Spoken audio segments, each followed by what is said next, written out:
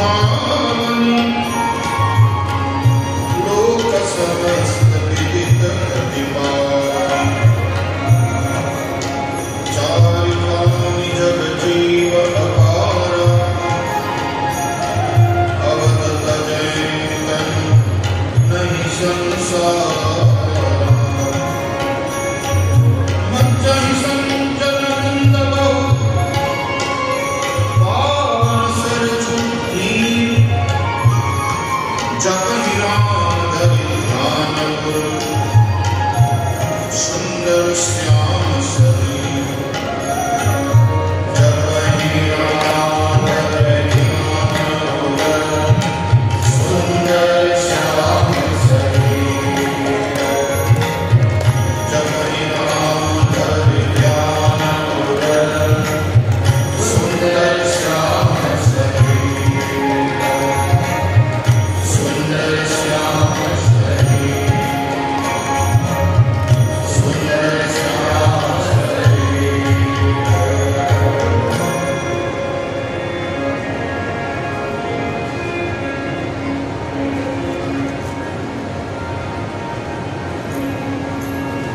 बोलिए गोस्वामी श्री तुलसीदास जी महाराज की।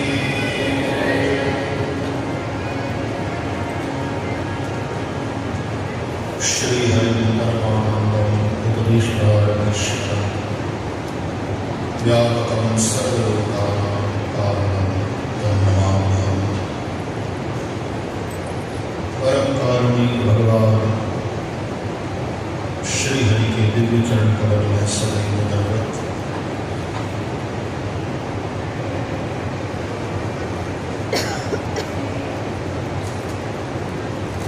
कारुण्य मूर्ति मर्यादा पुरुषोत्तम श्री राम लला के चरणों में सदैव दंडवत।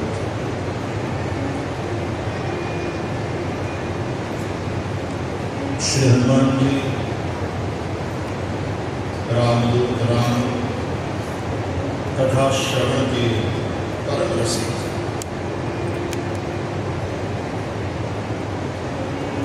श्री अयोध्या जी जो राम धाम दा है मोक्षदा है, कलि कलुष मसावनी संजू जी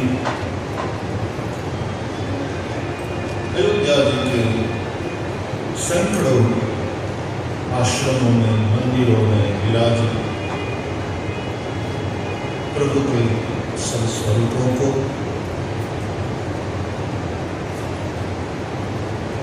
यहाँ पर रहकर के भजन सत्संग और सेवा में संलग्न अनेकानेक संत महानुभाव और सभी साधकों को सादर प्रणाम। आप सभी भगवत कथा पढ़ेंगे भाई बहन जो कथा स्थान में व्यासपीठ के समक्ष उपस्थित हैं और धर्म संदेश चैनल के माध्यम से, आस्था के अन्य चैनल के माध्यम से, संजीवनी .tv के माध्यम से और अन्य सोशल मीडिया के माध्यम से जो हजारों लाखों लोग जुड़े हैं इस सत्संग के साथ, व्यासपीठ से उन सबका हार्दिक अभिनंदन करते हुए सबके हृदय में भगवान श्री राम को प्रणाम। जय सिया राम, जय श्री कृष्ण, हरिओम।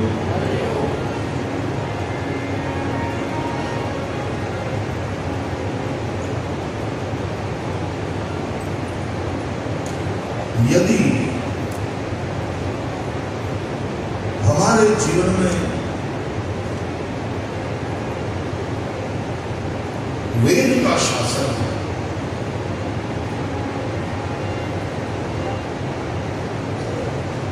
धर्म शास्त्र, शास्त्र का अर्थ है जो शासन करे तुम पर।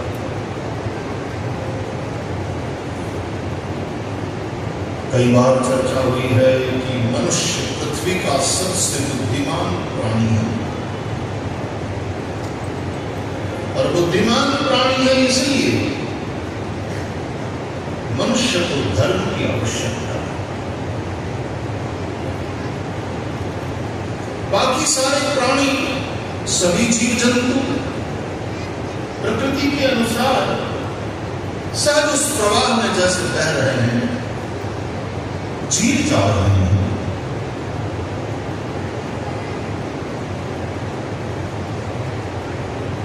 उनको कोई व्रत करने की आवश्यकता नहीं।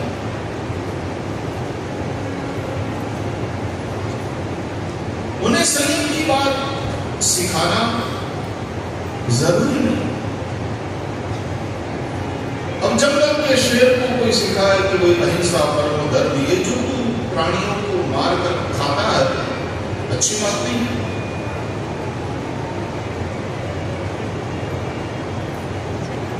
शेर को ऐसा उपदेश देने वाला नासमझ माना जाएगा। शेर की हिंसक पशुओं की भी प्रकृति है और सृष्टि ही ऐसी बनाई है परमात्मा ने, जहां जीवो जीवस्य जीवनम। लेकिन मनुष्य की बात आती है तो उसको राम कथा सिखाती है। परम धर्म श्रुति विदित अहिंसा, अहिंसा परम धर्म। Thou shall not kill, तुम किसी की हत्या नहीं करो। Live and let live, जियो और जीवे भी धर्म।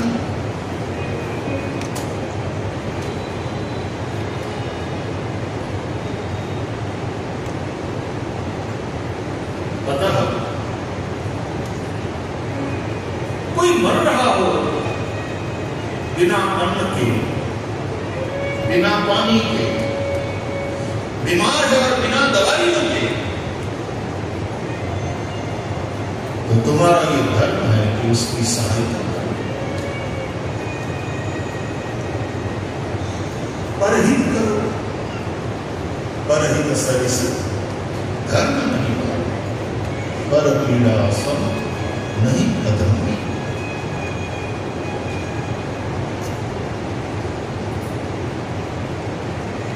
शिकार करते समय अपने शिकार को अपने मजबूत जबड़ों से, गले से पकड़ने वाले शेर को ये उपदेश नहीं कर सकते कि पर पीड़ा सम नहीं अधर्म।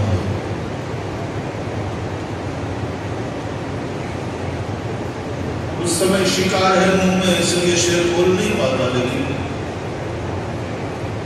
मनुष्य की भाषा में यदि वो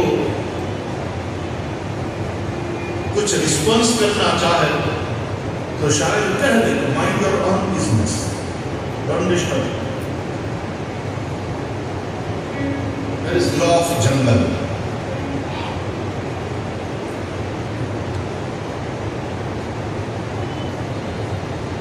लेकिन मनुष्य के सामने ये बात सत्संग में, कथाओं में सिखाई जाती है। संत महानुभाव मानस की इस चौपाई को बोल बोल करके मनुष्यता को जगाते हैं। पर पीड़ा सम नहीं, परहित सरिस धर्म नहीं भाई, पर पीड़ा सम नहीं। धर्म मनुष्य आहार, निद्रा, भय, विषय, चारों बातें सभी प्राणियों में, जीव जंतुओं में सामान्य है। सबको आहार चाहिए, सबको निद्रा, आराम की जरूरत पड़ती है। सभी प्राणियों के जीवन में भय है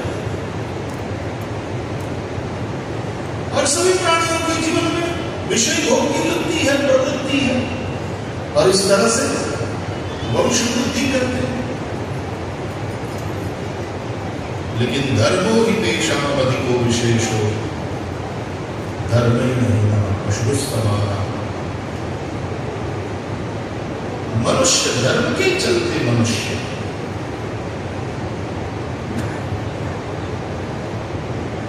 भगवान इसलिए मनुष्य के रूप में प्रकट हुए हैं। लीन मनुज अवतार श्री अयोध्या विप्रधेनु सुर संत हित लीन मनुज अवतार निज इच्छा निरमित तनु माया गुण गोपाल।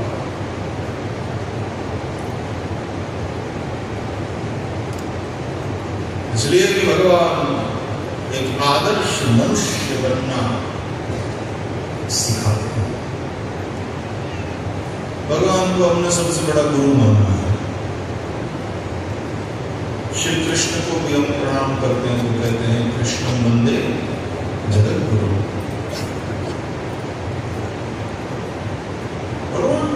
भगवान पिता है, भगवान बंधु है, भगवान सखा है, भगवान ही हमारे स्वामी हैं। श्रीमद् भागवत में स्तुति में कहा गया पिता गुरुस्तुम जगतामधीशो। तुम पिता हो, तुम गुरु हो, तुम जगत के स्वामी।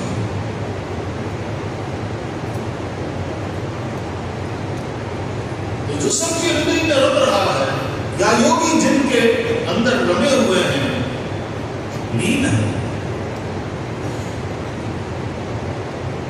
वे परमात्मा भिन्न भिन्न रूपों में अपने आप को प्रकट करते हैं। हमने केवल ईश्वर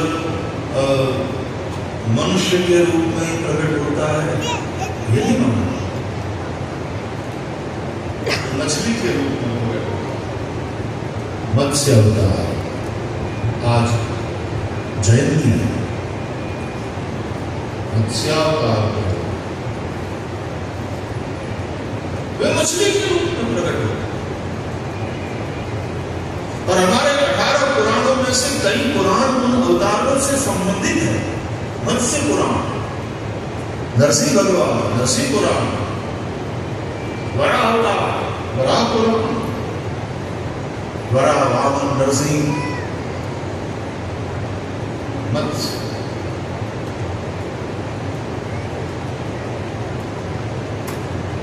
पूर्व से तो भगवान मछली के रूप में प्रकट हुए, भगवान पूर्व के रूप में प्रकट हुए, भगवान वराह के रूप में प्रकट हुए, भगवान नरसिंह के रूप में प्रकट हुए, भगवान वामन के रूप में प्रकट हुए।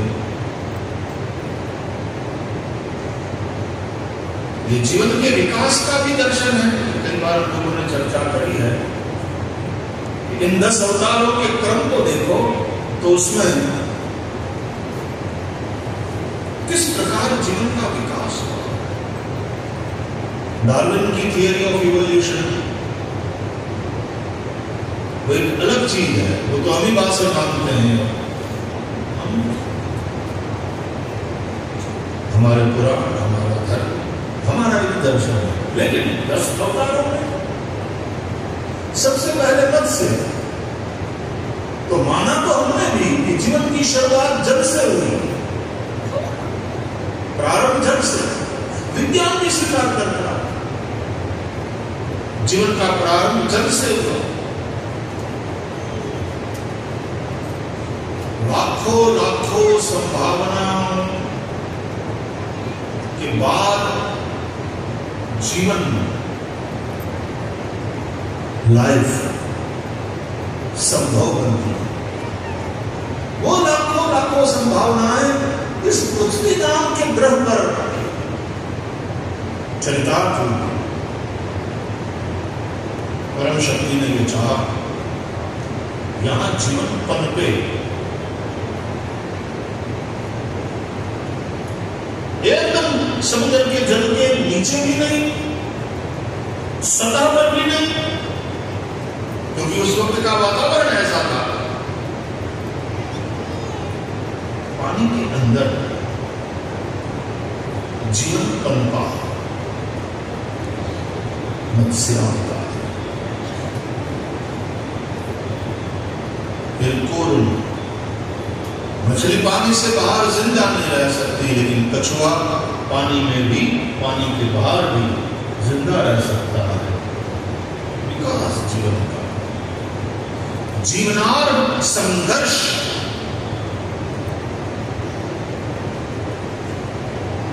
और फिर सर्वाइवल ऑफ द फिटेस्ट,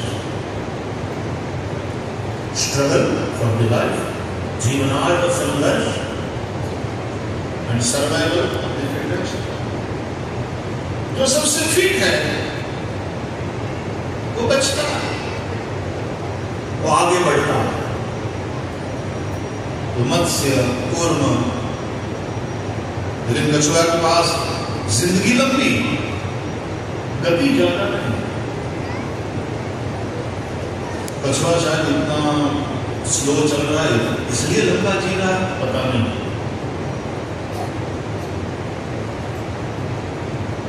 जो लंबी सांसें लेते हैं, कहते हैं उनकी आयु में भी थोड़ा फर्क पड़ता है। गहरी सांस लो,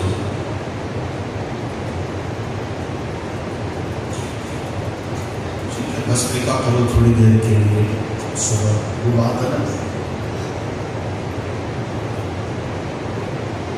कपालभाति करो वो थोड़ी देर के, सांसें लंबी चले, गहरी सांसें,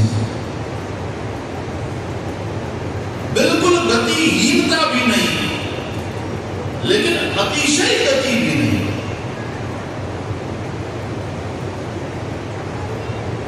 तो कछुए के लंबे जीवन का रहस्य क्या है? कई कछुए इंसान से बहुत लंबा जीवन जीते हैं। हम कहाँ कई विदेश में गए और कुछ कछुओं को देखा, इतने बड़े बड़े, तो वहां के लोगों ने कहा कि ये 250 साल का है।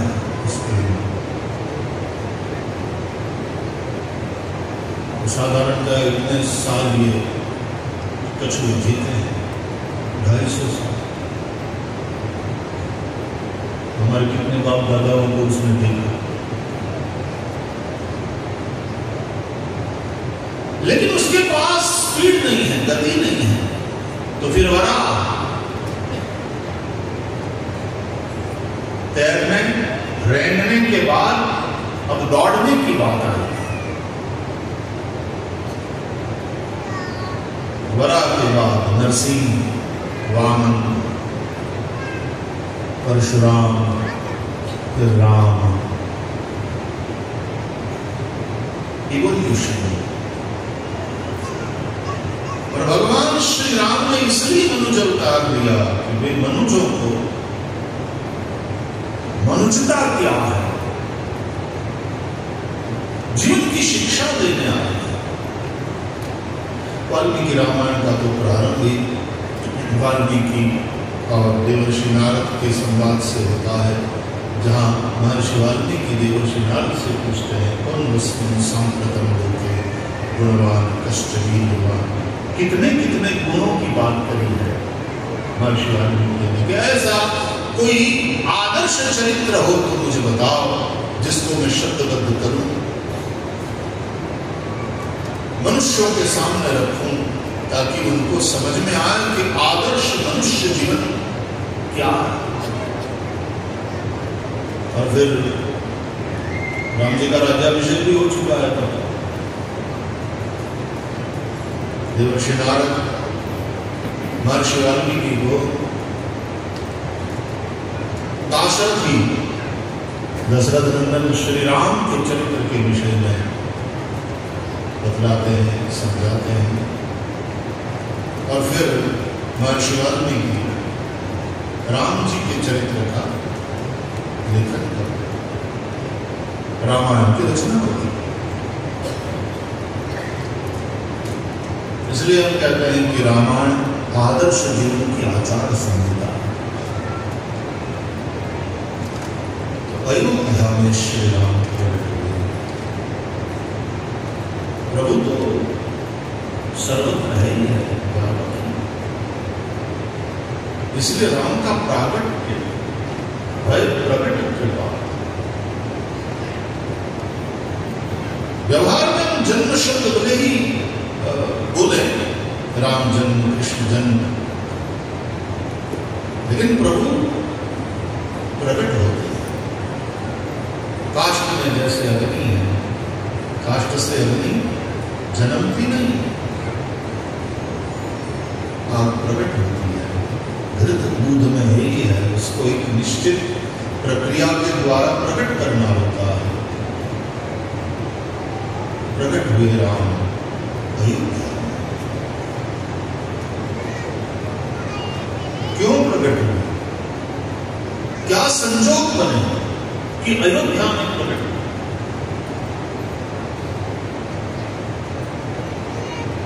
ये अयोध्या है। बहुत सारे राजाओं ने यहां पर शासन किया और अज के महाराज दशरथ वे यशभागी बने पर ब्रह्म परमात्मा के अवतरण में।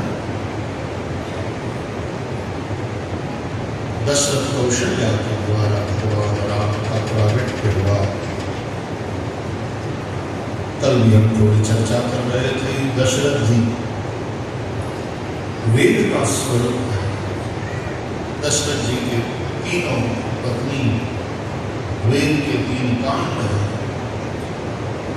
कौशल्या विज्ञान कांड, सुमित्रा उपासना कांड, कैकेयी कर्म। वेदो दशरथो नृपः, महाराज दशरथ वेद का स्वरूप,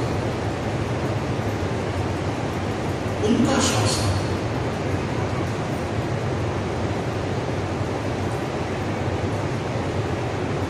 ब्रह्मा जी के पुत्र विधि के बेटे वशिष्ठ जहां के कुल गुरु है। ब्रह्मा जी के चारों मुख में 4 वेद हैं। तो जहां वेद का शासन है, वेद के अनुसार जहां जीवन जिया जा रहा है,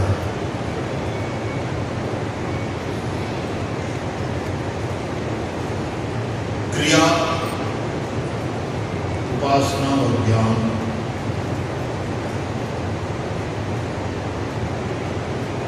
एक कथा ऐसी है कि कैकेयी के प्रति विशेष लगाव है दशरथ जी का। तीनों रानियां, ऐसा भी वर्णन मिलता है कि सैकड़ों की संख्या में रानियां थी, लेकिन रामचरितमानस में गोस्वामी तुलसीदास जी कहते हैं कौशल्यादि नारी प्रिय। कितनी उस चर्चा में नहीं गए। कौशल्यादि नारी प्रिय, सब आचरण पुनीत, अति अनुकूल, प्रेम दृढ़, हरिपद कमल बनीत। लेकिन जो प्रसिद्ध कथा है तद अनुसार कौशल्या, सुमित्रा, कैकेयी, तो कैकेयी के प्रति प्रेम तीनों के प्रति, तीनों को पति प्रिय है और ये तीनों पति को प्रिय है। कौशल्यादि नारी प्रिय।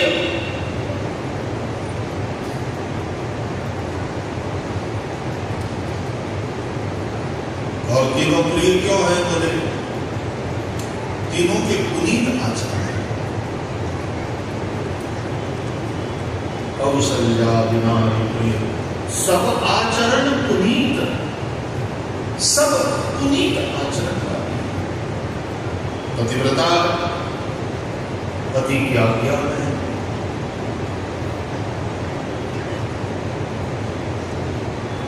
वेद सम्मत ज्ञान दर्शन, वेद सम्मत उपासना, वेद मनमाने ढंग से नहीं है, और वेद सम्मत क्रिया कर्म, तब ही पुनीत आचरण। वेद विरुद्ध कोई बात नहीं। वेदोखिलो धर्म मूलम, वेद ही समस्त धर्म का मूल है। तो सब पुनीत आचरण वाली। पुनीत आचरण क्या? पति अनुकूल, पति के अनुकूल वे हैं तीनों, मतलब वेदानुकूल, वेदानुकूल दर्शन, वेदमान्य। इसलिए तो वो 6 आस्तिक दर्शन और बाकी 3 नास्तिक दर्शन की कुछ चर्चा हमने कल करी। सांख्य, योग, न्याय, वैशेषिक, पूर्व मीमांसा या तो केवल मीमांसा, उत्तर मीमांसा या तो वेदांत, ये 6 दर्शन। इन 6 को हमने वैदिक दर्शन माना, आस्तिक दर्शन।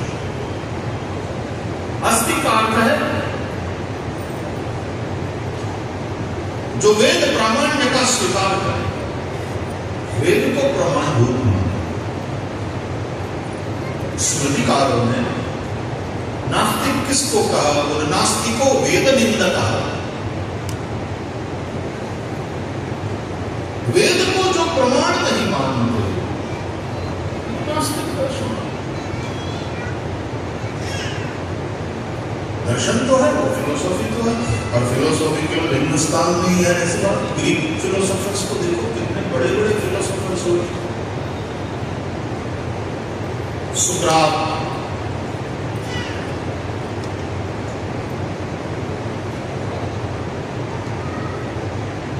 लेकिन वेदानुकूल चिंतन, वेदानुकूल उपासना, वेदानुकूल कर्म, पति अनुकूल, कौशल्यादि नारी प्रिय, सब आचरण पुनीत। पुनीत आचरण क्यों? बोले पति अनुकूल, पति के अनुकूल बनकर के ये तीनों रह रही हैं। कारण प्रेम, दृढ़ प्रेम।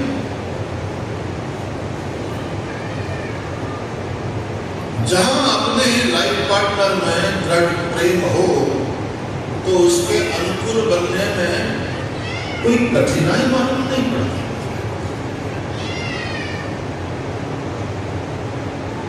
बल्कि और अच्छा लगता है कि उनको जो जचे, उनको जो अच्छा लगे वो मैं करूं।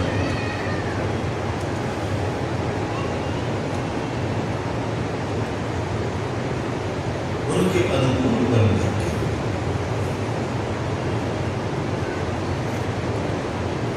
सीताराम जी के युगल छवि को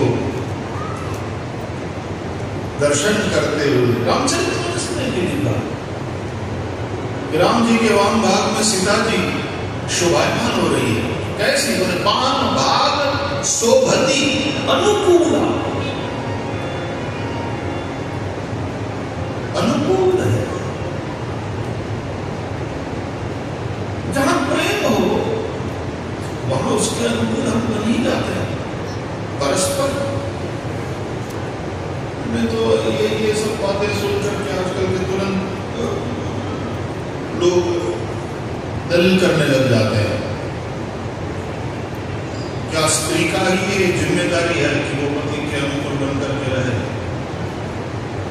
हस्बैंड क्यों अनुकूल बन करके नहीं रह सकते? मेल डोमिनेटिंग सोसाइटी,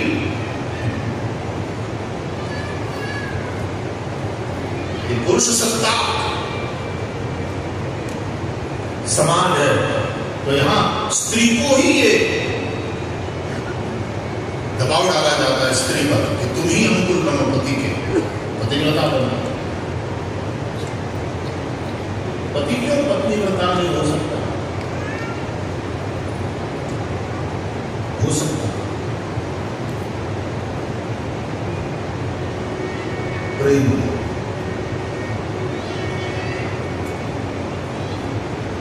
कौशल्यादि नारी ये सब आचरण पुनीत, पति अनुकूल, यानी पति अनुकूल है जिस, ऐसा भी अर्थ होगा। क्यों? हस्बैंड बिल्कुल अनुकूल है। क्यों? प्रेम दृढ़। जब वो स्ट्रॉन्ग बॉन्डेज हो पति पत्नी में, तो हम एक दूसरे के अनुकूल बनते हैं, उसमें आनंद आता है, अच्छा लगता है।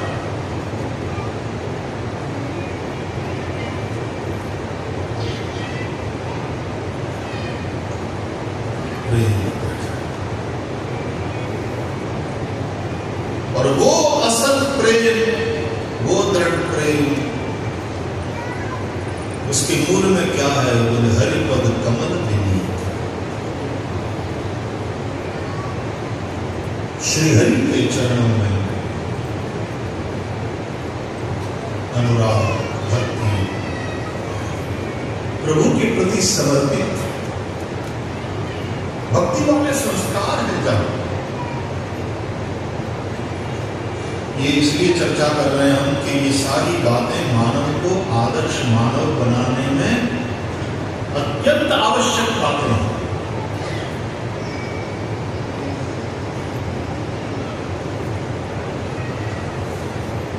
वेदानुकूल उपासना, वेदानुकूल क्रिया, वेदानुकूल चिंतन, दर्शन,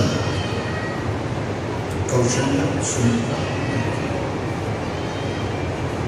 लेकिन क्योंकि ये गृहस्थ है, क्योंकि ये राजा है, तो कई के प्रति थोड़ा विशेष लगाव, हर गृहस्थ का कर्म के प्रति विशेष लगाव होगा, होना भी चाहिए।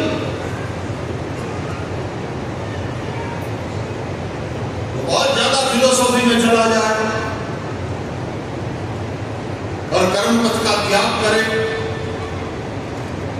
ज्ञान और निवृत्ति की बातें करें, गृहस्थ होकर के कर्मपथ का त्याग और निवृत्ति बनाएगा। नो, तो ब्रह्मचर्य से सीधे जा सकते थे, चाहे ब्रह्मचर्य में ही रह सकते थे, चाहे सीधे वानप्रस्थ बन सकते थे, चाहे गुरु आदेश दे तो सीधे सन्यासी भी हो सकते थे। श्रीमद् भागवत के सप्तम स्कंद के अंतिम 5 अध्याय धर्म पंचाध्यायी कहलाते हैं, और उसमें 4 आश्रम और 4 वर्णों के धर्म के विषय में भागवतकार ने बताया है।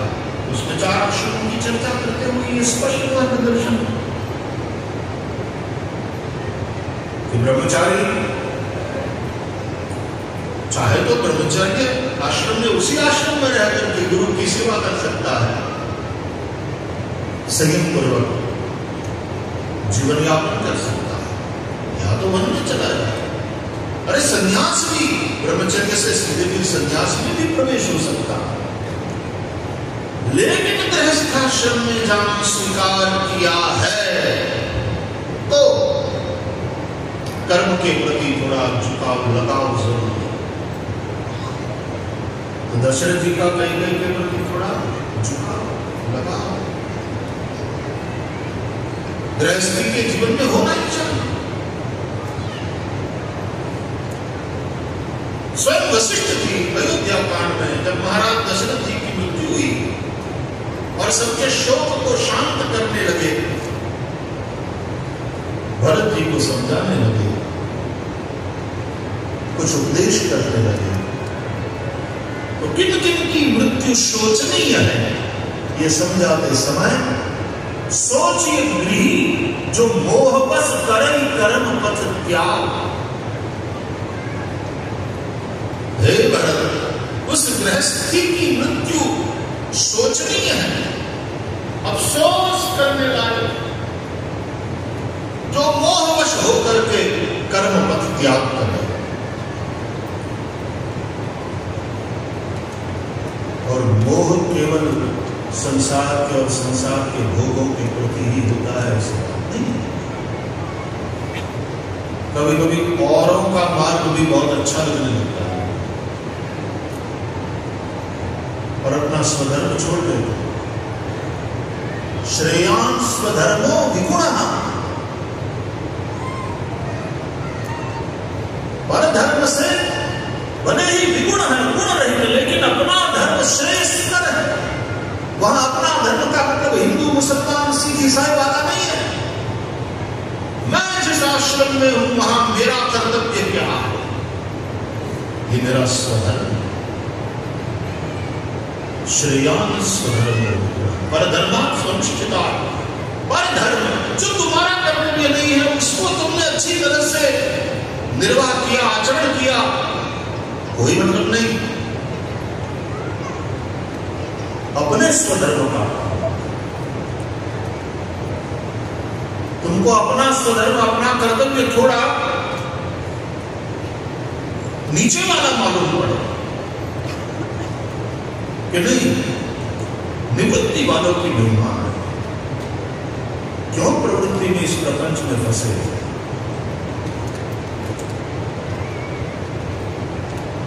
गौतम बुद्ध का इतना प्रभाव उस जमाने में पूरे समाज पर देखने को मिला। जहां जाओ लोग धम्मं शरणं गच्छामि, संघं शरणं गच्छामि, बुद्धं शरणं गच्छामि। अच्छे लोग